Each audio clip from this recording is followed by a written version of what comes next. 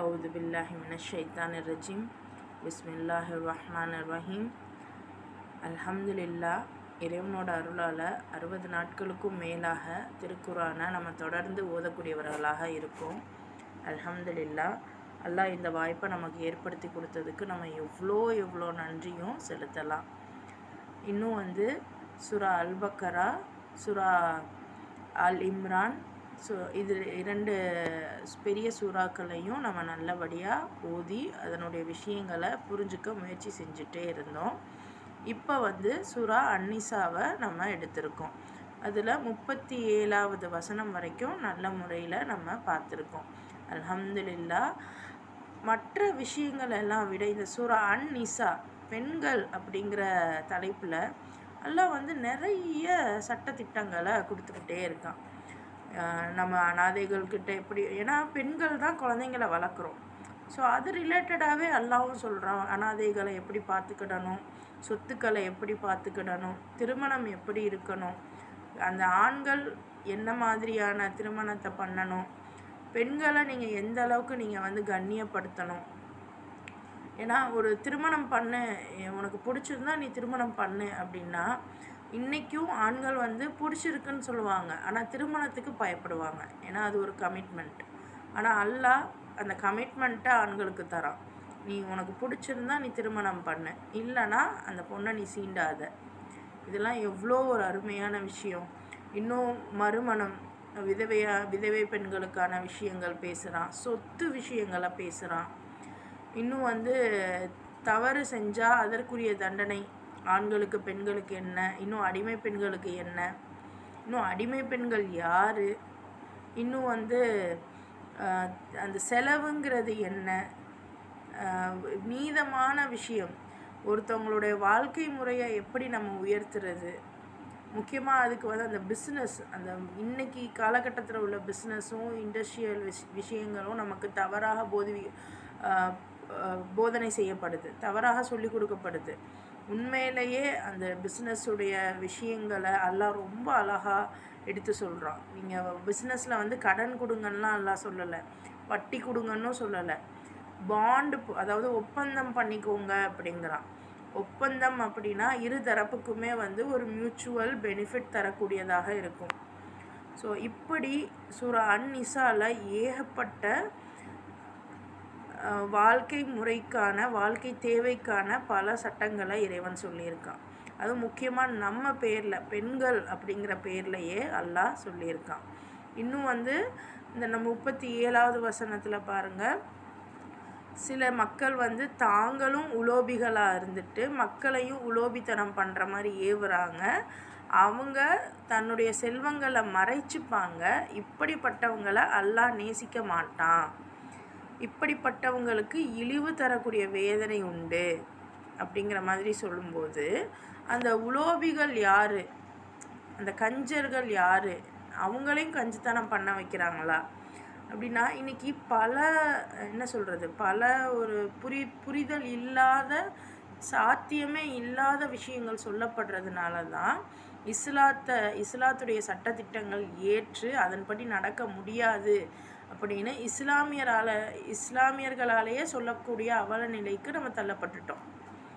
ஒரு பிஸ்னஸ் பண்ணுறோம், லோன் வாங்காமல் எப்படி பிஸ்னஸ் பண்ணுறது கேட்குறோம்ல. ஒரு கடன் வாங்காமல், ஒரு கடன் இன்னைக்கு யாருமே தர மாட்டாங்க. அப்போ வட்டி இல்லாமல் நம்ம எப்படி பிஸ்னஸ் பண்ண முடியும்? ஆனால் அல்லாஹ் சொல்கிறான், நீங்கள் பிஸ்னஸ் பண்ணுறீங்க அப்படின்னா 2 பேரும் நல்ல முறையில் ஒப்பந்தம் பண்ணிக்கோங்க அப்படின்னு. அப்போ அந்த ஒப்பந்தம்ங்கிறது என்ன?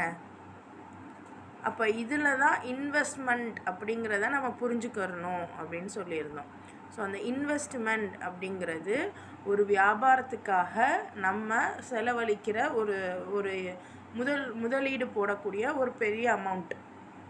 நம்மக்கிட்ட இருக்கிற அமௌண்ட்டை நம்மளுடைய நம்பகத்தன்மையான சரியான ஒரு வியாபாரிகிட்ட கொடுத்து நீங்கள் வியாபாரம் பண்ணுங்கள், வரக்கூடிய லாபத்தில் எனக்கு ஒரு பகுதி நீங்கள் கொடுக்கணும் அப்படின்னு மியூச்சுவலாக நம்ம ஒப்பந்தம் போட்டுக்கிறது. இப்போ இதனால் அந்த வியாபாரியும் மேன்மை அடைவாங்க. ஏன்னா அந்த வியாபாரி பணம் இல்லாததுனால தான் தன்னோட வியாபாரத்தை செய்ய முடியாமல் சிலர் இருப்பாங்க. ஸோ அப்போ பணம் வேணும், அதே சமயம் நமக்கும் நம்மளுடைய வருமானமும் பெருகணும். அப்படின்னா அப்போ இந்த மாதிரி செய்யலாம். இதில் 2 பேருக்குமே மனமுறிவு ஏற்படாது, அந்த மன கஷ்டம் வராது. ஏன்னா வட்டிக்கு கொடுத்தோன்னா வட்டிக்கு கொடுத்தவங்களுக்கு அதிக லாபம் வரும். ஒருவேளை வட்டிக்கு வாங்கினவங்களுக்கு நஷ்டம் ஏற்பட்டாலும் அவர் தான் பாதிக்கப்படுவார். வட்டியை அவர் கம்பல்சரி கொடுக்கணுங்கிற நிலைப்பாடுக்கு தள்ளப்படுவார். அப்போ இதனால் வட்டி கொடுத்தவருக்கு பெனிஃபிட்டு, பட் வட்டி வாங்கினவருக்கு கஷ்டமாக இருக்கும். அதே மாதிரி கடனுக்கு நம்ம கொடுத்தோம் அப்படின்னா, இல்லை தானமாக நம்ம கொடுத்தோம் அப்படின்னா, தானம் வரும்போது அவர் சோம்பேறித்தனமாக வாய்ப்பு இருக்குது. சும்மா தானே வந்துச்சு, இல்லை நமக்கு தானமாக கொடுக்கும்போது நம்ம தான் கொடுத்துருக்கோமே அப்படின்னு நம்ம ஏதோ வள்ளல் மாதிரி யோசிக்கக்கூடிய ஒரு விஷயமும் இருக்கும்.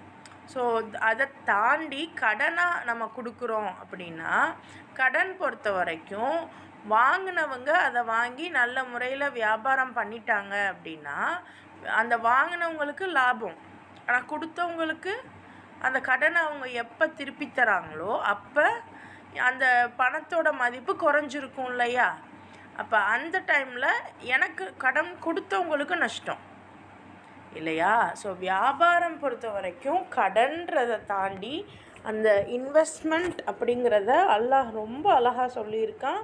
அதை புரிஞ்சுக்கிறவங்களுக்கு பல படிப்பினைகள், பல வாழ்க்கை தரங்கள், பல வாழ்வாதாரங்கள் உண்டு.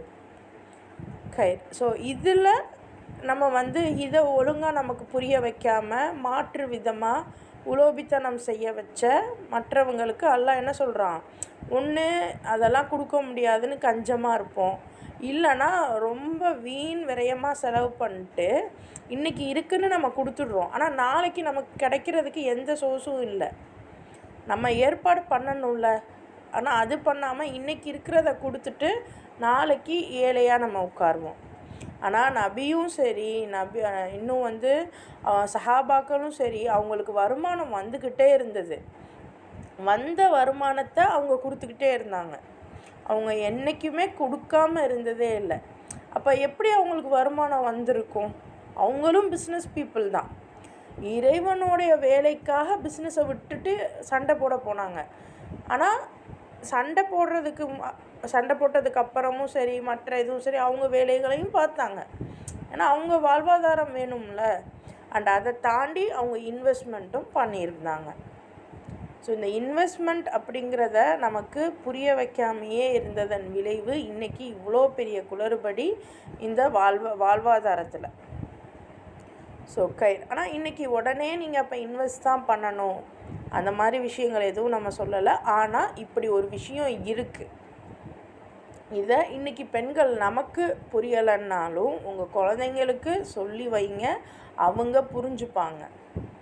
அவங்க நிறைய படிக்கிறாங்க, நிறைய விஷயங்கள் யோசிக்கிறாங்க, அவங்களுக்கு புரியும். அண்ட் நிச்சயமாக உங்களுக்கு ரொம்ப தெளிவாகவே புரியும்.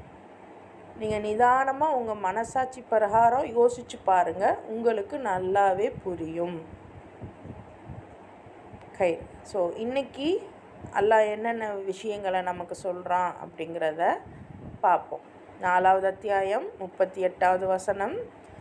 வல்லதீன யுன்ஃபிகூன அம்வாலஹும் ரிஆஅன் நாஸி வலா யுமினூன பில்லாஹி வலா பில் யௌமில் ஆகிர் வமன் யகுனிஷ் ஷைத்தானு லஹு கரீனன் ஃபஸாஅ கரீனா. மேலும் எவர்கள் தம் பொருளை பிறர் மெச்சுவதற்காக செலவழிக்கிறார்களோ, மேலும் எவர்கள் அல்லாஹ்வின் மீதும் மறுமை நாளின் மீதும் நம்பிக்கை கொள்ளாது இருக்கிறார்களோ அத்தகையவர்களையும் அல்லாஹ் நேசிப்பது இல்லை. உண்மை என்னவெனில் ஷைத்தான் யாருக்கு தோழனாகிறானோ அவர் மிகவும் கெட்ட தோழனையே அடையப்பெற்றவர் ஆவார். ஸோ நம்மளோட பொருளை எப்போ நம்ம மெச்சிக்கிடுவோம், எப்போ நம்ம கொஞ்சம் சந்தோஷப்பட்டுக்குவோம், எப்போ நம்ம பெருமைப்பட்டுக்குவோம்? நம்ம யாருக்கும் தானம் பண்ணால். அது நீங்கள் இப்போ சாதாரணமாக எவ்வளவோ பொருட்கள் வீட்டுக்கு வாங்குவீங்க. காய்கறி வாங்குவீங்க, மற்ற விஷயங்கள்லாம் செய்வீங்க. ஆனால் அதெல்லாம் நம்ம வந்து ஒருத்தர்கிட்ட ஒரு பெருமையாக நம்ம எதுவுமே சொல்லிக்க மாட்டோம். ஆனால் யாருக்காவது நம்ம உதவி செஞ்சோம், அது நல்ல விஷயந்தான், நல்ல விஷயந்தான், அதில் பிரச்சனையே இல்லை. ஆனால் அதை நம்ம சொல்லுவோம்ல, நான் வந்து அவங்களுக்கு நான் ஃப்ரீயாக இது தந்தேன், அவங்களுக்கு நான் சதக்கா தந்தேன், அவங்களுக்கு இது பண்ணேன் அது பண்ணேன். ஸோ இந்த ஒரு நிலைமை நம்மளை எப்போ வேணாலும் மெச்சுறதுக்கு மாற்றிடும். ஸோ அந்த மாதிரி ஒரு சூழலில் அப்போது மெச்சுவதற்காக ஆனால் அதுக்காக நான் தர்மமே பண்ணக்கூடாதா? அப்படி கிடையாது. அல்லாஹ் தர்மம் பண்ண சொல்கிறான். ஆனால் தர்மத்தை விட எது சிறந்தது அப்படின்னு பார்த்திங்கன்னா, அவங்களுக்கு ப்ராப்பரான வாழ்க்கை முறையை நம்ம ஏற்படுத்தி கொடுக்குறது. அப்போ எல்லாரும் உழைக்கணும் தானே. உழைக்க முடியாதவங்க, இந்த மாதிரி ரொம்ப வயசானவங்க இருக்காங்க, முடவர்களாக இருக்காங்க, கைகால் சுகம் இல்லாதவங்களாக இருக்காங்க.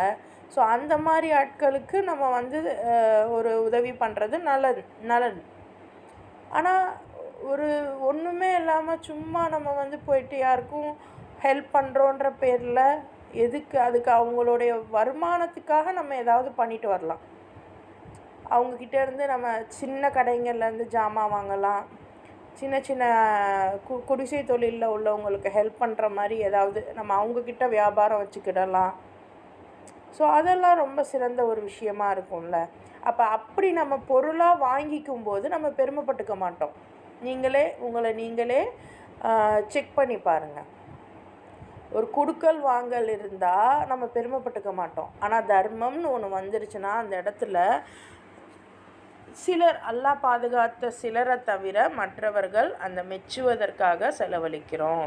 ஆனால் அல்லாஹ் சொல்கிறான், இப்படி இருந்தோன்னா நமக்கு என்ன சொல்கிறது, இழிவு தரக்கூடிய வேதனை உண்டு, முக்கியமாக அல்லாஹ் நேசிக்க மாட்டான்.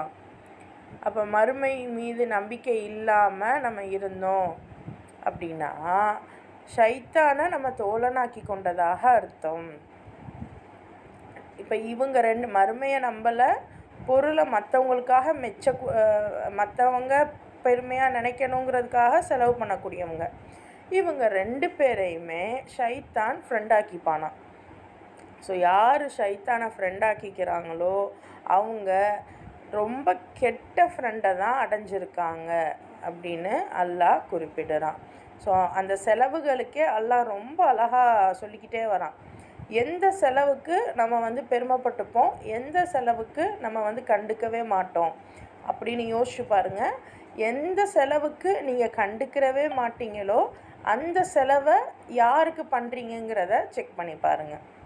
அது எதுவாக இருந்தாலும் சரி, உங்கள் பையனுக்கு, உங்கள் வீட்டு குழந்தைக்கு நீங்கள் வாங்கித்தர ஒரு சின்ன முட்டாயிலிருந்து அதே நம்ம தெருக்களில் விற்கக்கூடிய அந்த முட்டாய், வீட்டில் செஞ்சு விற்கக்கூடிய முட்டாய், அந்த முறுக்கு, இதெல்லாம் வாங்கி கொடுத்தா அங்கே அந்த குடிசை தொழிலில் இருக்கிறவங்களுக்கு ஒரு பலன் தானே. அவங்க வாழ்வாதாரத்துக்கு நீங்கள் ஒரு ஹெல்ப் பண்ணியிருக்கீங்க. ஆனால் இதை நம்ம பெருசாக பேசுவோமா? மாட்டோம். ஆனால் நம்ம குழந்தைங்களுக்கு என்ன தருவோம்? நல்ல சூப்பரான சாக்லேட்ஸு, இன்னும் வகையான ஸ்வீட்ஸு. ஸோ இதுதான் நம்ம சாப்பிட்றோம், இதுதான் நம்ம குழந்தைங்களுக்கு தரோம்.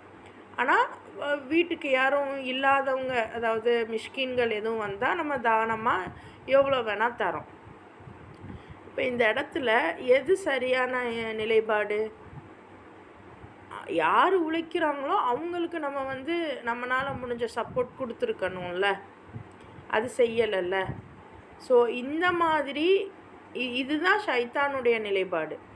அதாவது எந்த இடத்துல நம்மளை மேன்மையாக நினைக்க வைக்கிறானோ, எந்த இடத்துல ஒரு நிமிஷம் நம்மளை மேன்மையாக நினச்சிக்கிறோமோ அந்த இடத்துல நம்ம நினச்சிடணும், நம்ம ஃபிக்ஸ் பண்ணிடணும், ஷைத்தான் நமக்கு ஃப்ரெண்டாகிக்கிட்டு இருக்கான். ஸோ எந்த அளவுக்கு உங்களால் முடியுமோ அந்த அளவுக்கு நீங்கள் சதக்காவை விடுத்து சதக்கா பண்ணுங்கள். மாஷா அல்லாஹ், நல்ல ஒரு இது. நீங்கள் முடியாதவங்க, இல்லாதவங்களுக்கு உங்களால் முடிஞ்சதை நீங்கள் பண்ணுங்கள். ஆனால் அதை தாண்டி உங்களுடைய செலவுகள், ப்ராப்பர் செலவுகள் இருக்குல்ல, அதை நீதமான முறையில் யார் கஷ்டப்படுறாங்களோ அவங்களுக்கு ஒரு வாழ்வாதாரம் ஏற்படுத்துகிற நிலைப்பாடாக நீங்கள் செய்யுங்க. அது எதுவாக வேணால் இருக்கலாம், அது என்னவா வேணால் இருக்கலாம். வீட்டு பக்கத்தில் முறுக்கு விற்கிறவங்களா இருக்கட்டும், வீட்டு பக்கத்தில் ஒரு சின்ன பொட்டிக்கடை வச்சு விற்கிறவங்களா இருக்கட்டும். அவங்க என்ன, நம்ம கொஞ்சம் மாலில் போய் வாங்கினா ஒரு 15 ரூபா இருக்கும், பொட்டி கடையில் ஒரு 18 ரூபா. அங்கே உங்களுக்கு 2 ரூபா நஷ்டம்தான், ஆனால் அந்த 2 ரூபா அவங்களுக்கு லாபம்ல.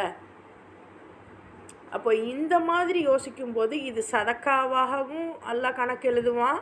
அவங்க வாழ்க்கை தரத்துக்கு நீங்கள் ஒரு நல்ல ஒரு சப்போர்ட் பண்ணீங்க அப்படின்னா அதுக்கும் அல்லாஹ் கணக்கு எழுதுவான்.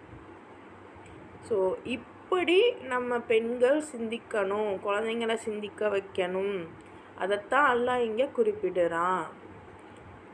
ஷைத்தான தோழர்களாக நம்ம ஆக்கிடக்கூடாது, அது மிக கெட்ட தோழன் அப்படின்னு அல்லாஹ் குறிப்பிடுறான். அடுத்த ஆயத்து பாருங்கள். வமாதா அலைஹிம் லவ் ஆமனு பில்லாஹி வல் யௌமில் ஆகிரி வஅன்ஃபகு மிம்மா ரஸக்னாஹும் மிம்மா ரஸகஹுமுல்லா வகானல்லாஹு பிஹிம் அலீமா. இவர்கள் அல்லாஹ்வின் மீதும் மறுமை நாளின் மீதும் நம்பிக்கை கொண்டு அல்லாஹ் தமக்கு அளித்தவற்றிலிருந்து செலவும் செய்தால் இவர்களுக்கு என்ன கேடு வந்துவிடப் போகிறது? இவ்வாறு செய்திருந்தால் இவர்கள் புரிந்த நன்மை அல்லாஹ்வை விட்டு மறைந்து விடாது. அல்லாஹ் எவ்வளோ பெரிய வார்த்தை கேட்குறான் பாருங்க. அல்லாஹ் தர்மம் செய்யக்கூடாதுன்னு எதுவுமே இங்கே இது வரைக்கும் நம்ம தர்மம் பற்றி பார்க்கவே இல்லை, ரொம்ப குறைவாக தான் பார்க்குறோம். செலவு தான் பண்ண சொல்கிறான் அல்லாஹ் சொல்கிறான்.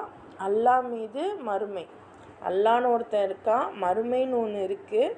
அப்போ இது ரெண்டத்தையும் நம்ம நம்பிக்கை கொண்டு அல்லாஹ் எனக்கு என்ன கொடுத்துருக்கானோ அதை வச்சு நான் செலவு செய்யணும். அப்போது அந்த செலவுக்குன்னு அல்லாஹ் சில ரூல்ஸ் அண்ட் ரெகுலேஷன் கொடுத்துருக்கான். யார் யாருக்கு செலவு பண்ணணும், எப்படி செலவு பண்ணணும், ஒன்று பார்க்குறோம்ல. அந்த அனாதைகளுடைய சொத்துக்களை என்ன பண்ணணும், உங்களுக்கு வேண்டிய உங்கள்கிட்ட எதுவுமே இல்லைன்னா அவங்க சொத்தை நீங்கள் கொஞ்சமாக யூஸ் பண்ணிக்கிறலாம். உங்கள்கிட்ட நல்ல சொத்து இருக்குது அப்படின்னா அவங்க சொத்தை பத்திரப்படுத்தி வைங்க, அவங்களுக்கே ஃப்யூச்சரில் கொடுத்துடுங்க. இதை மாதிரி ஏகப்பட்ட விஷயங்கள் சொல்லிக்கிட்டு இருந்தான். அதை தாண்டி இப்போ நம்ம ரீசண்டாக பார்த்தோம் பாருங்கள். ஸோ அல்லாஹ்க்காக, அல்லாஹ் இன்னும் நமக்கும் மறுமைன்னு ஒன்று இருக்குது, அல்லாஹ் நம்மளை கேள்வி கேட்பான். அப்போ இதுக்காக நம்ம இன்றைக்கி நம்ம எப்படி நல்லா இருக்கோம், நம்ம யார்கிட்டையும் கையேந்தாமல் நம்மளுடைய வருமானத்தோடு நம்ம நல்லபடியாக இருக்கோம். இதே மாதிரி நம்மக்கிட்ட கையேந்துற ஒருத்தவங்களும் நம்மக்கிட்ட கையேந்தாமல் அடுத்து அவங்க நல்லபடியாக இருக்கணும் அப்படின்னு நினச்சி நம்ம அவங்கள ஒரு தொழில் ரீதியாக ஒரு என்ன சொல்கிறது, ஒரு வாழ்வாதாரம் ரீதியாக ரிஸ்க்கை அவங்களுக்கும் நம்ம பெறதுக்கு ஏற்பாடு பண்ணுறதில்ல. நமக்கு என்ன கேடு வந்துட போகுது? சுப்ஹானல்லாஹ், அல்லாஹ்வுடைய வார்த்தை. இப்படி நம்ம செஞ்சுருந்தா அல்லாஹ் நம்மளுடைய நன்மையை மறைக்காமல், அதாவது நீக்காமல் இருந்திருப்பானே. அப்போ ஏதோ ஒரு விஷயம் நம்மளுடைய நன்மைகளை அழிச்சிக்கிட்டே வருது. அது என்ன விஷயம்னு நம்ம சிந்திக்கணும். அல்லாஹ் சொல்கிறான் இங்கே பாருங்கள், இது புரிஞ்சிருந்தா அல்லாஹ்வை விட்டு அந்த நன்மை, இவர்கள் புரிந்த நன்மை அல்லாஹ்வை விட்டு மறைந்து விடாது. அப்போது நம்ம என்ன நன்மை செய்கிறோம் அதை அல்லாஹ் ஒரு நிமிஷத்தில் மறைச்சிடுவானா. எப்போ? அந்த செலவு நம்ம ப்ராப்பராக செலவழிக்காமல் இருந்தால். அப்போ அந்த செலவுங்கிறது என்னங்கிறத நம்ம தான் கண்டுபிடிக்கணும். சுப்ஹானல்லாஹ், நம்மளுடைய சமூகத்தையே ரொம்ப, அது நல்ல விஷயந்தான் தர்மம் அப்படிங்கிறது. ஆனால் குரானில் இது வரைக்கும் நீங்கள் தர்மம் அப்படிங்கிறத நீங்கள் ரெகுலர் கிளாஸஸில் இருந்தீங்கன்னா தெரியும் எத்தனை முறை அல்லாஹ் பயன்படுத்தியிருக்கான்னு. அல்லாஹ் ஒவ்வொரு முறையும் செலவுன்னு தான் சொல்கிறான். அப்போ அந்த செலவுங்கிறது இன்றைக்கி நான் கஷ்டப்பட்டு சம்பாதிக்கிற அந்த விஷயத்த நான் இன்னொருத்தர்கிட்ட கொடுக்குறதன் மூலமாக எனக்கும் லாபம் வருது, அவருக்கும் லாபம் வருது அப்படின்னா அந்த இடத்துல நான் பெருமைப்பட்டுறவே மாட்டேன். நான் சம்பாதிச்சதை உங்களுக்கு கொடுத்து நீங்கள் லாபம் பெறுறீங்க அப்படின்னா அந்த இடத்துல ஒன்று எனக்கு பெருமை வரும், இன்னொன்று எனக்கு வருத்தமும் வரும். நான் இவ்வளோ கஷ்டப்பட்டு சம்பாதிச்சு எனக்கு லாபம் இல்லை, ஆனால் அவங்களுக்கு லாபம் வருதே. இது ரெண்டில் ஏதாவது ஒரு நிலைப்பாடு நமக்கு வரும். இது ரெண்டுமே தவறான நிலைப்பாடு. ஸோ அதுக்கு தான் அல்லாஹ் சொல்கிறான், நீங்கள் செலவு பண்ணுங்கள்.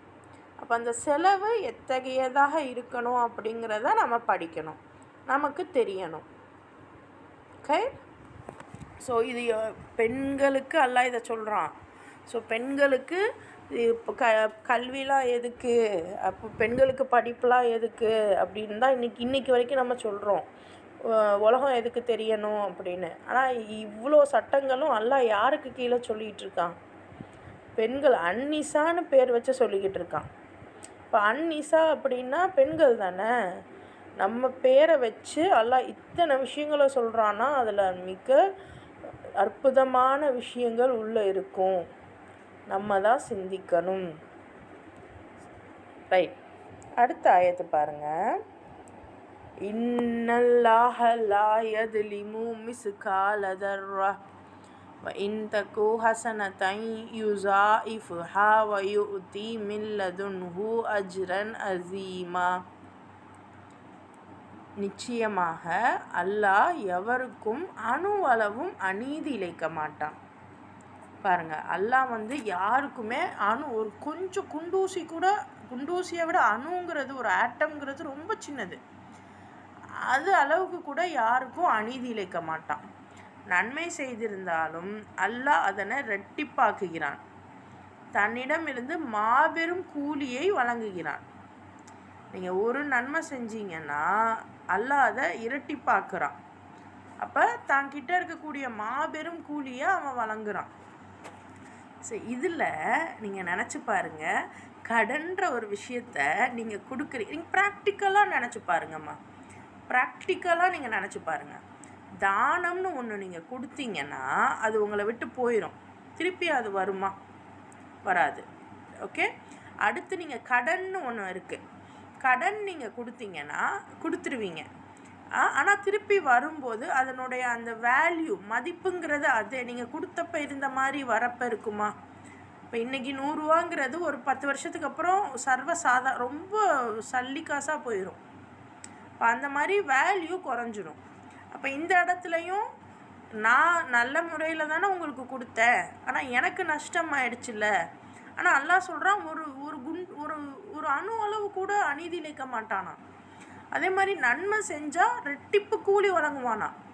அப்போ நான் ஒரு நல்ல காரியம் செய்கிறேன், எனக்கு எப்படி ரெட்டிப்பு கூலி வரும்? அப்போ அதுதான் நான் ஒருத்தவங்களை அவங்களுடைய வாழ்வாதாரத்தை மேல் நிறுத்தணுங்கிறதுக்காக அவங்க வாழ்க்கையில் நான் கொடுத்த அந்த பொருள் அவங்களுடைய வியாபாரத்தில் இன்வெஸ்ட்மெண்ட்டாக நான் போட்டு அவங்கள நம்பி அவங்க வியாபாரத்துக்கு இன்வெஸ்ட்மெண்ட் பண்ணி அந்த இன்வெஸ்ட்மெண்ட்டில் நான் என்ன பண்ணுறேன், ஷேர் எடுத்துக்கிறேன்.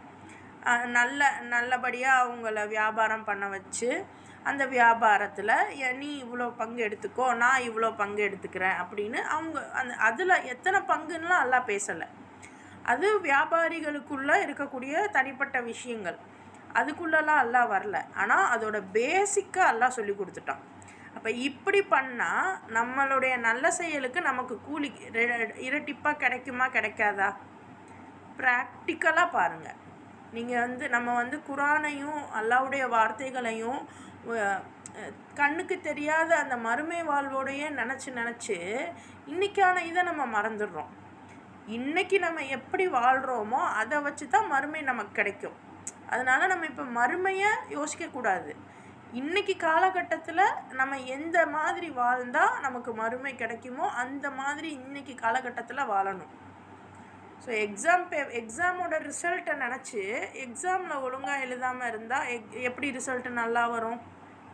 ஆனால் இன்றைக்கி சுபஹானல்லாஹ் நம்ம முஸ்லீம்கள் என்ன பண்ணுறோம், கியாமத்துன்னு நினச்சிட்டு அதுக்காக இங்கே நான் பண்ணுறேன்னு நினச்சிட்டு எனக்கான ப்ராப்பர் இது இங்கே கிடைக்காம நான் எப்படி அங்கே எனக்கு வரும்? அல்லாஹ் சொல்லிட்டானே, நான் கொஞ்சம் கூட யாருக்கும் அநீதி இழைக்க மாட்டேன்னு சொல்லிட்டானே. அப்போது என்ன மாதிரி நம்ம நடக்கணும்? நம்ம பெருமை அடையாமல் செலவு பண்ணணும்னா என்ன செலவு பண்ணணும்? யாருக்கும் நஷ்டம் வரக்கூடாதுன்னா என்ன செலவு இருக்குது அப்படின்னு நீங்கள் யோசிச்சு பாருங்கள். நல்லா உங்களுக்கு தெரிஞ்ச ஃபினான்ஷியல் பொருளாதார நிபுணத்துவம் பெற்ற யார்கிட்டையும் கேட்டு பாருங்கள். அப்போது உங்களுக்கு ஒரு கிளாரிட்டி கிடைக்கும். இதெல்லாம் அல்லாஹ் குரான்லேயே சொல்லியிருக்கானா அப்படின்னு இன்னும் நீங்கள் பிரமிப்பாவீங்க. கயிறு அடுத்த ஆயத்து பாருங்கள். فَكَيْفَ إِذَا جِئْنَا مِنْ كُلِّ أُمَّةٍ بِشَهِيدٍ وَجِئْنَا بِكَ عَلَى هَؤُلَاءِ شَهِيدًا. முஹம்மதே, நாம் ஒவ்வொரு சமுதாயத்திலிருந்தும் சாட்சியாளர் ஒருவரை கொண்டு வந்து, அந்த ஷஹீதுனா சாட்சியாளர். ஸோ நம்ம நினைக்கிற மாதிரி ஷஹீத் அப்படிங்கிறது ஒரு மவுத்து கிடையாது. இஸ்லாத்துக்காக நான் இருக்கேங்கிறது ஒரு சாட்சி, அதுதான் ஷஹீது. உண்மையான ஷஹீத் அப்படின்னா சாட்சி. அல்லாஹ் சொல்கிறான், ஒவ்வொரு சமுதாயத்தில் இருந்தும் சாட்சியாளர் ஒருவரை கொண்டு வந்து உம்மையும் இவர்கள் மீது சாட்சியாளராக கொண்டு வரும் வேளையில் இவர்கள் என்ன செய்வார்கள் என்று சிந்தியுங்கள். ஸோ இதை பற்றிலாம் எல்லாம் பேசிட்டு இந்த மாதிரி இப்படிலாம் செலவு பண்ணுங்க அப்படின்லாம் சொல்லிட்டு எல்லாம் சொல்கிறான், ஒவ்வொரு சமுதாயத்திலையும் ஒரு சாட்சியாளரை எழுப்பி கூட்டிகிட்டு வந்து நபியையும் உம்மையும் இவர்கள் மீது சாட்சியாளராக கொண்டு வரும் வேலை, அதாவது ஒவ்வொரு உம்மத்துக்குமே முஹம்மது நபி ஸல்லல்லாஹு அலைஹி வஸல்லம் ஒரு சாட்சி. ஸோ இப்படி அந்த விஷயங்கள், ஏன்னா இப்போ அல்லாஹ் இந்தந்த விஷயங்கள்லாம் சொல்லியிருக்கான். இதெல்லாம் குரானில் இருக்குது. நபி ஸல்லல்லாஹு அலைஹி வஸல்லம் வாழ்க்கையே குரான். அப்போ நபி ஸல்லல்லாஹு அலைஹி வஸல்லம் வாழ்க்கையை நம்ம பார்த்தாலே குரான் அதே இதுதான். குரானை பார்த்தா இதே தான் நபி பண்ணியிருக்காங்கன்னு நம்ம அடித்து நம்பணும். அதான் பண்ணியிருப்பாங்க. ஸோ அப்போ ரெண்டு விஷயமும் கொடுத்து அதாவது இது வந்து தியரி. நபி ஸல்லல்லாஹு அலைஹி வஸல்லமுடைய வாழ்க்கை வந்து ப்ராக்டிக்கல். தியரி ப்ராக்டிக்கல் ரெண்டையுமே அல்லாஹ் கொடுத்து, இன்னும் இந்த தியரியை வச்சு இன்றைக்கி வரைக்கும் நமக்கு வந்து நிறைய விஷயங்களை சொல்லி கொடுத்துக்கிட்டே வரான். நபி தான் அதுக்கு சாட்சியாளர். இவ்வளோ இருந்தும் இவங்க என்ன பண்ணுவாங்க? அந்த டைம் அல்லாஹ் இப்போ கேட்பானே, இவங்களெல்லாம் வச்சு கேட்பானே, அப்போ இவங்க என்ன பண்ணுவாங்க? நீங்கள் சிந்திச்சு பாருங்க அப்படின்னு அல்லாஹ் குறிப்பிட்றான். அடுத்த ஆயத்து பாருங்கள். யௌமஇதி யவத்துல்லதீன கஃபரு வஅஸஉர் ரசூல லவ் துஸவ்வா பிஹிமுல் அர்து வலா யக்துமூனல்லாஹ ஹதீஸா. எவர்கள் இறைத்தூதரின் சொல்லை கேட்காமலும் அவருக்கு மாறு செய்து கொண்டும் இருந்தார்களோ அவர்கள் பூமி பிளந்து தங்களை விழுங்கியிருக்க கூடாதா என அந்நாளில் ஏங்குவார்கள். அங்கு அவர்கள் தம்முடைய எந்த செய்தியையும் அல்லாவிடம் மறைத்திட முடியாது. இன்னைக்கு அல்லாஹ் யாரையும் குறிப்பிட்டு சொல்லலை. இதில் பாருங்கள், கஃபரு அப்படின்னு இருக்குது. யௌமஇதி யவத்துல்லதீன கஃபரு.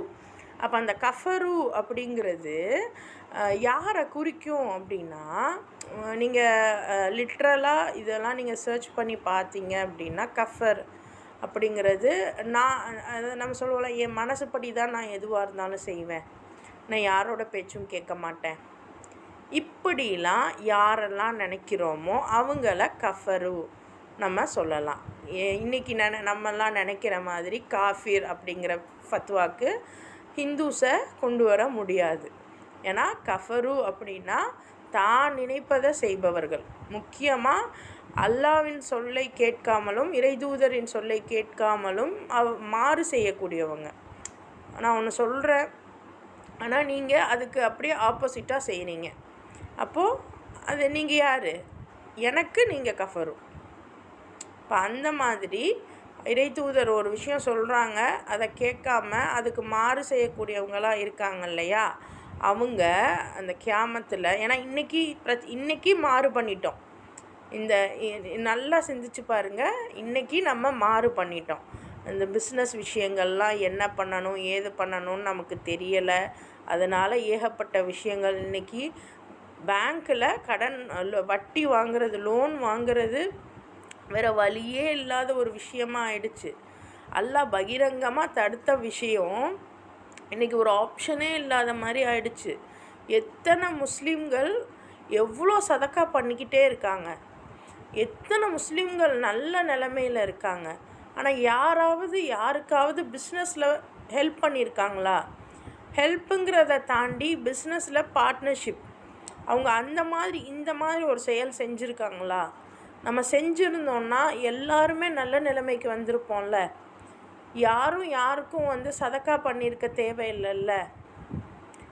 இந்த விஷயந்தான் நபி சொன்னாங்க. இதைத்தான் அந்த மக்கத்து காஃபிர்கள் ஏற்றுக்கிறல. அது எப்படி? நாங்கள் இவ்வளோ நாள் இவங்களுக்கு கொடுத்துக்கிட்டே இருந்தோம், தானம் பண்ணிக்கிட்டே இருந்தோம். தானம் பண்ணினதுனால எங்களை இவங்க உயர்வாக நினச்சிருந்தாங்க. இப்போ போயிட்டு இவங்களோட சேர்ந்து நாங்கள் பிஸ்னஸ் பண்ணுறோம் அப்படின்னா இவங்க அந்த ஷேர்னால் இவங்களுக்கு எந்த பிரயோஜனமும் இல்லை. ஆனாலும் இவங்களோட சேர்ந்து நம்ம பிஸ்னஸ் பண்ணுறோம் அப்படின்னா இவங்களும் எங்களுக்கு ஈக்குவலாக போயிடுவாங்க. அது எங்களுக்கு சரிப்பட்டு வராது. இந்த காரணத்துக்காக தான் இறைதூதரை அவங்க மறுத்தாங்க. அந்த காஃபிர்கள் மறுத்ததன் காரணம், நீங்கள் இந்த மாதிரி எங்களுக்கு காசு நிறைய இருக்குது, நாங்கள் தானமாக கூட கொடுப்போம், அதில் எங்களுக்கு பிரச்சனையே இல்லை. அப்போ தானமாக கொடுக்கும்போது அவனுக்கு நான் எஜமா, அப்போது நான் ஒரு உயர்ந்த கேட்டகரியில் இருப்பேன்.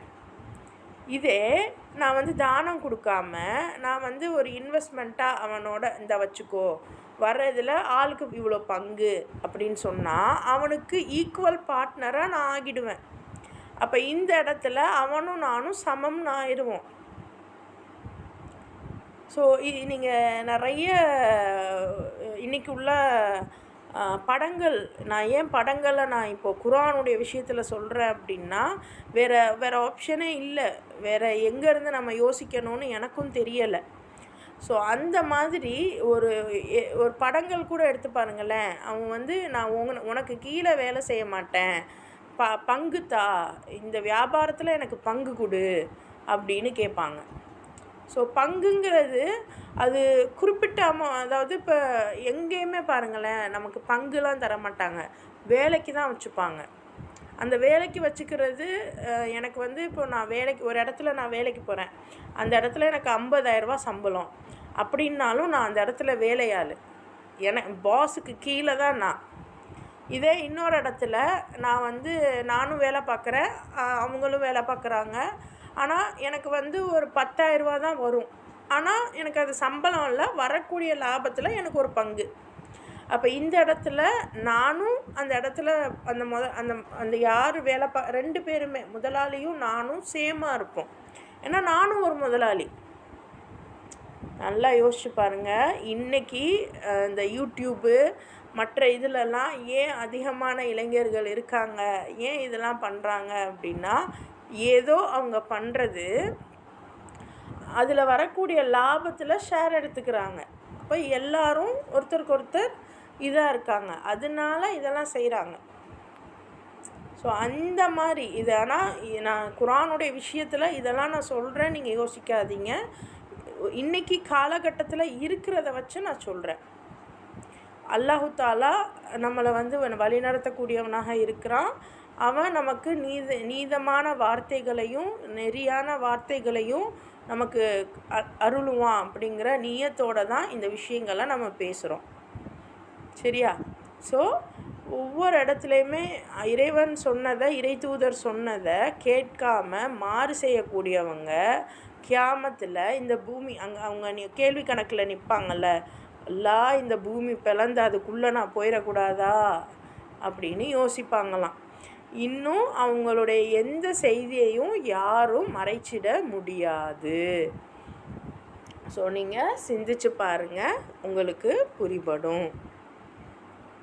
அடுத்த ஆயத்து பாருங்கள். யா அய்யுஹல்லதீன ஆமனு லா தக்ரபு ஸலாத வ அன்தும் சுகாரா ஹத்தா தஅலமு மா தகூலூன வலா ஜுனூபன் இல்லா ஆபிரி சபீலின் ஹத்தா தக்தசிலு வ இன் குன்தும் மர்தா அவ் அலா சஃபரின் أو جاء أحد منكم من الغائط أو لامستم النساء فلم تجدوا ماء فتيمموا سعيدا طيبا فامسحوا بوجوهكم وأيديكم إن الله كان عفوا غفورا. அப்போ இப்போது இது வரைக்கும் எல்லாம் அந்த பிஸ்னஸ் இதெல்லாம் பேசிட்டு அடுத்து வேறு சாப்டருக்கு போகிறான். இறை நம்பிக்கை கொண்டவர்களே, இந்த யா அப்படின்னு எப்போல்லாம் வருதோ அப்போ நம்ம கவனமாயிடணும். ஏன்னா அல்லாஹ் நம்மளை கூப்பிட்றான்.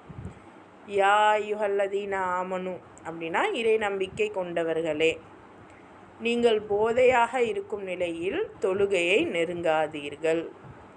ஸோ இப்போ தான் ஒரு கெட்ட விஷயத்தை நீங்கள் அல்லாஹ் பாருங்கள், ஆரம்பத்தில் எடுத்தோடனேயே நீங்கள் குடிக்காதீங்க அப்படின்னு சொல்லலை.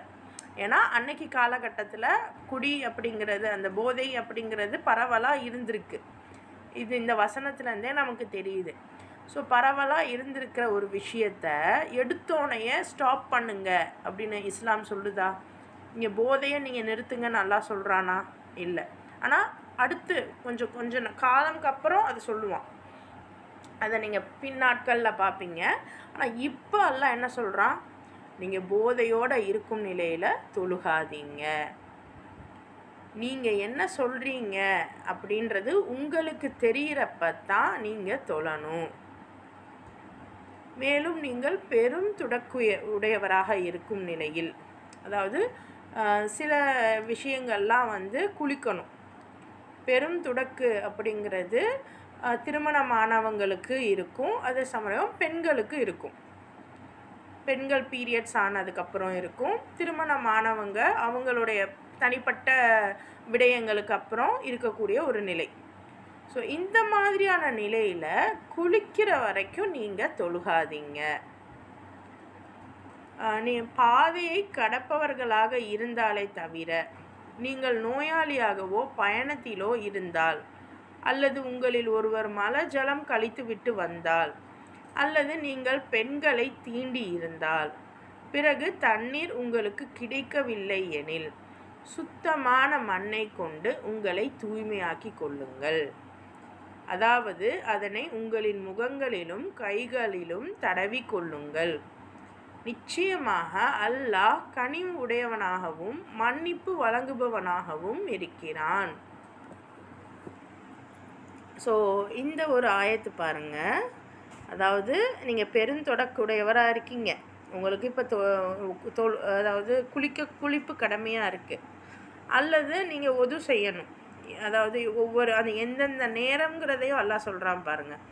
மழை ஜலம், நீங்கள் பாத்ரூம் போயிட்டு வந்துட்டீங்க, இல்லை ஹஸ்பண்ட் அண்ட் ஒய்ஃப் இருந்துட்டீங்க, இன்னும் நீங்கள் வேறு உங்களை நீங்கள் இப்போ சுத்தம் பண்ணணும், நீங்கள் ஒரு அது என்ன நோயாளியாக இருக்கீங்க, அல்லது நீங்கள் ஒரு பயணம் பண்ணிட்டு வந்திருக்கீங்க, ஒரு டயர்டாக இருக்குது, எனிஹவ் எப்படி இருந்தாலும் இப்போ நீங்கள் குளிக்கணும் அல்லது ஒது செய்யணும் அப்படின்னா உங்களுக்கு ஒரு வேளை தண்ணி இல்லை. ஏன்னா குரான் இறங்கப்பட்டது அரபிய தீபகற்பம், சவுதி அரேபியா. இப்போ அந்த இடத்துல தண்ணிங்கிறது எப்படி இருக்கும்?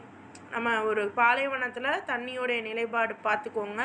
அண்ட் ட்ராவல், இன்றைக்கி நம்மளே ஒரு ட்ராவல் பண்ணுறோம் அப்படின்னா சம்டைம்ஸ் தண்ணி இருக்காது. ரெயிலெலாம் பயணம் பண்ணோம் அப்படின்னா சில டைம் தண்ணி இருக்கும், சில டைம் தண்ணி இருக்காது. பஸ்ஸுன்னா சுத்தமாக தண்ணிக்கு வேலையே இல்லை. ஸோ இந்த மாதிரி தண்ணி இல்லாத இடங்களில் அல்லாஹ் சொல்கிறான், நீங்கள் தயமும் பண்ணிக்கோங்க சுத்தமான மண்ணை. ஸோ அல்லாஹ் எல்லா இடத்தையுமே தயமம் பண்ணக்கூடிய ஒரு இடமாக தான் அங்கீகரிச்சிருக்கான், பூமி முழுவதையுமே. ஸோ சுத்தமான மண்ணை கொண்டு நீங்கள் தயமம் பண்ணிக்கோங்க. அங்கே மண் தான் அதிகம். ஸோ இங்கே நமக்கு மண்ணுக்கு எங்கே போகிறது? ஸோ அதனால் நம்ம நார்மல் நம்மளை சுற்றி எது நீட்டாக இருக்கோ அதை கொண்டு நம்ம தயமம் பண்ணிக்கிடலாம். ஸோ இஸ்லாம் எவ்வளோ ஒரு சுத்தத்துக்கு எவ்வளோ முக்கியத்துவம் கொடுக்குது பாருங்கள். சுத்தம் கம்பல்சரி. ஆனால் அதே சமயம் உங்களுக்கு வேறு ஆப்ஷன் இல்லை, வேறு தண்ணிலாம் இல்லை அப்படின்னா அதுக்கு உங்களுடைய நியத், நம்மளுடைய நியத் அல்லாஹ் சொல்லியிருக்கான், இது மாதிரி நம்ம பண்ணிக்கிடலாம் அப்படின்னு இயல்பாக அந்த மண்ணை தொட்டு நம்ம வந்து முகம் கைகளை தடவிக்கொள்வது அப்படிங்கிறது எவ்வளோ ஒரு சிறந்த ஒரு விஷயமா இருக்குது பாருங்கள். அல்லாஹ் அந்த ஒரு விஷயத்த சொல்லித்தரான். கூடவே அல்லாஹ் கனிவுடையவனாகவும் மன்னிப்பு வழங்குபவனாகவும் இருக்கிறான். ஸோ இந்த விஷயத்தில் கூட அல்லாஹ்வுடைய மன்னிப்பு நமக்கு கிடைக்குதா? ஸோ அல்லாஹ்வுடைய விஷயத்தில் எதுலேயுமே அல்லாஹ் ஸ்ட்ரிக்டே பண்ண மாட்டான், ஒரே ஒரு விஷயத்தை தவிர. மற்ற மனிதர்களிடையே நீதமாக நடந்துக்கிறது, இதில் மட்டும்தான் அல்லாஹ் ஸ்ட்ரிக்ட்டு பிடிப்பான். வேறு எந்த சடங்கு சம்பிரதாயங்கள்லையுமே அல்லாஹ் வந்து ஸ்ட்ரிக்டே பண்ண மாட்டான்.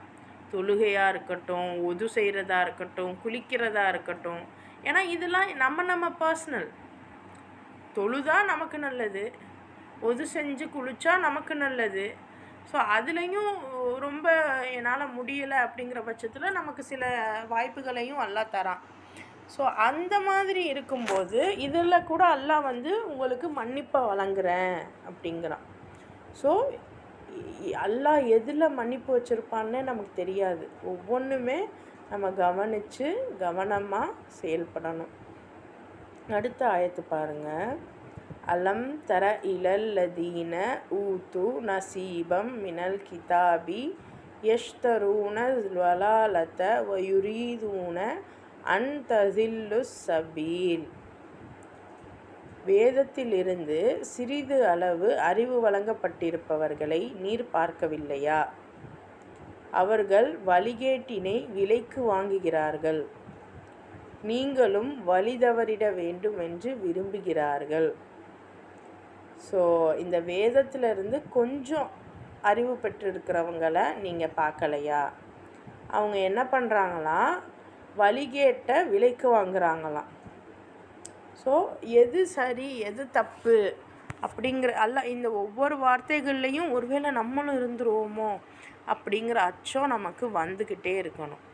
ஏன்னா அவ்வளோ இந்த வேதம்ங்கிறது ஃபுல்லாக ஃபார்முலா. ஒரு ஃபார்முலாவை வச்சு கரெக்டாக வரும்னு நினச்சி தப்பாக போட்டு கடைசியில் ஆன்சரில் மாட்டுவோம் இல்லையா? ஸோ வந்து நம்ம எல்லாருமே இந்த ஃபார்முலாவை வச்சு ட்ரை தான் பண்ணிக்கிட்டு இருக்கோம், யாராக இருந்தாலும் சரி எல்லாருமே. ஸோ இதில் ஃபைனல் ஆன்சரை மிஸ்ஸு தான் முடிவு பண்ணுவாங்க. அந்த மாதிரி ஃபைனல் ஆன்சரை அல்லாஹ் தான் முடிவு பண்ணுவான், எது சரி எது தப்புன்னு. ஸோ இதை வச்சுக்கிட்டு சிலர் என்ன பண்ணுறாங்க, கொஞ்சம் எனக்கு தெரிஞ்சிருச்சு. அப்போ நான் வந்து இப்போ நம்ம வந்து ஒரு 4 அத்தியாயம் பார்த்துட்டோம். பார்த்த பிறகு எனக்கு குரானில் எல்லாமே தெரியும், நான் ஃபத்வா தரேன், நான் இது இப்படிலாம் செய்யக்கூடாது. இன்றைக்கி எத்தனை பேர் சொல்கிறாங்க. அல்லாவே தொழுகிற அந்த தண்ணி அடிக்காதீங்க, அந்த போதைக்கு போகாதீங்க அப்படிங்கிறத ஃபஸ்ட்டு டைம் எப்படி சொல்கிறான், போதை நீங்கள் தண்ணி அடிச்சிங்க அப்படின்னா தொழுகாதீங்க, இப்படி தானே தன்மையாக தானே சொல்கிறான். ஆனால் நம்ம என்ன பண்ணுவோம், எனக்கு தெரியும், நான் படிச்சிருக்கேன், இது செய்யவே கூடாது. எத்தனை விஷயங்கள் நம்ம அப்படி பேசுகிறோம், எத்தனை விஷயங்கள் பேசுகிறோம், எத்தனை விஷயங்கள். ஸோ அதெல்லாம் அதைத்தான் சொல்கிறான், நீங்கள் பார்க்கலையா? வேதத்துலேருந்து கொஞ்சம் அறிவு கிடைச்சோனையே பலர் வந்து வழிகேட்டை விலைக்கு வாங்கிக்கிறாங்கன்னா அந்த எல்லாமே பிஸ்னஸ் தான். ஸோ சிலர் வந்து சில இன்றைக்கி இன்னும் தாண்டி பார்த்தீங்க அப்படின்னா இந்த உலக பாலிட்டிக்ஸ், வேர்ல்டு பாலிட்டிக்ஸ் அப்படிங்கிறது ரொம்ப ரொம்ப நுணுக்கமான ஒரு விஷயம்.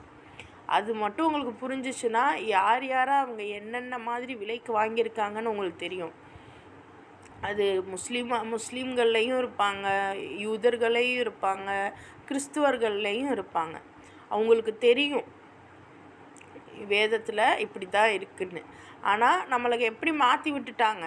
இன்றைக்கி நம்மளே எத்தனை விஷயங்கள் பார்க்குறோம். குரான் இது வரைக்கும் நமக்கு மதரசாக்களில் குரானை முழுசாக சொல்லி தந்திருக்காங்களா? அரபி மட்டும்தான் நமக்கு தெரியுது, அர்த்தம் வந்து தெரியலை. முக்கியமாக நம்ம பிள்ளைகளுக ஒரு 5வது 6வது வந்துருச்சுன்னாவே பிள்ளை படிக்கணும் அப்படின்னு மதரசாக்கும் அனுப்புறதில்ல. அதுக்கப்புறம் நம்ம வந்து அந்த புள்ள வந்து ஒரு வேளை நல்ல பிள்ளையா இல்லை, கொஞ்சம் சேட்டை பண்ணுது அப்படின்னா காலேஜுக்கு போடாமல் நம்ம மதரசாவில் கொண்டு போய் போடுறோம். இல்லை போதும் 12 வரைக்கும் போதும், இதுக்கு மேலே காலேஜ் போவேணாம் அப்படின்ட்டு கொண்டு போய் மதரசாவில் போடுறோம். இல்லை அதையும் தாண்டி இப்போல்லாம் வந்து மதரசா போதும், நம்ம உலகப்படிப்பு படிக்கட்டும் அப்படின்னு உலகப்படிப்பு கொண்டு போய் சேர்க்குறோம். இப்படி தான் நடந்துகிட்ருக்கு. அப்போ இதெல்லாம் யார் ஏற்படுத்தினா?